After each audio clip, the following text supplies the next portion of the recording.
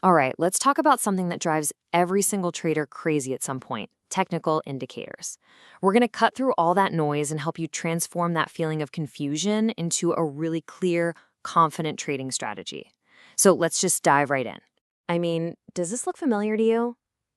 I bet it does. A chart just completely cluttered with so many lines and squiggles and signals that it's almost impossible to make a decision. You've got five indicators telling you five different things, and you're just frozen, right?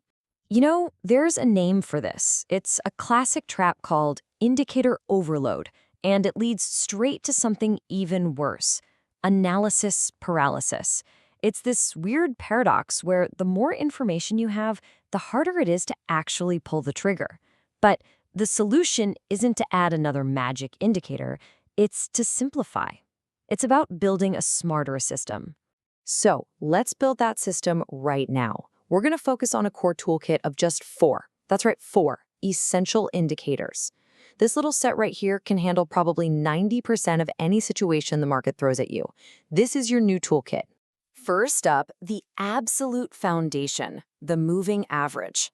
Think of its job as cutting through all the day-to-day noise on your chart. It gives you a nice, clean, smoothed out view of the market's real direction. And the signals, they're incredibly direct. As you can see, if the price is trading above the moving average and that average is pointing up, well, the trend is bullish. The opposite, of course, signals a bearish trend. And those crossovers you hear about, like the famous golden cross, those can be huge signals that a major shift in the market is underway. Okay, so if the moving average gives us the direction, how do we measure the energy behind that move? Is it strong or is it running out of steam? That's the job of our next tool, the Relative Strength Index, or RSI. It's basically a speedometer for the market. Now, most traders know the basics. Above 70 is overbought, below 30 is oversold. But the real pro-level insight here is divergence.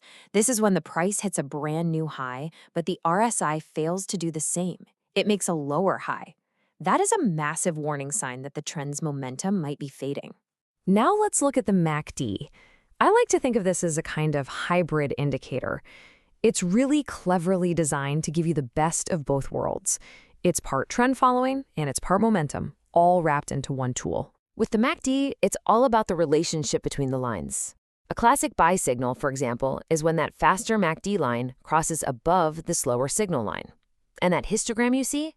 That's just a visual way of showing the growing distance between them. It's a sign that momentum is getting stronger. Our final tool in the toolkit answers a totally different question. It's not which way or how fast, it's how wild is the market right now. And this is the job of Bollinger Bands. They measure volatility. So a lot of traders watch for the price to touch those outer bands as potential reversal points. But the real power move, the thing you really want to watch for, is the squeeze. When you see these bands tighten up and get really narrow, it's a huge signal that volatility is super low and a big explosive price move could be right around the corner.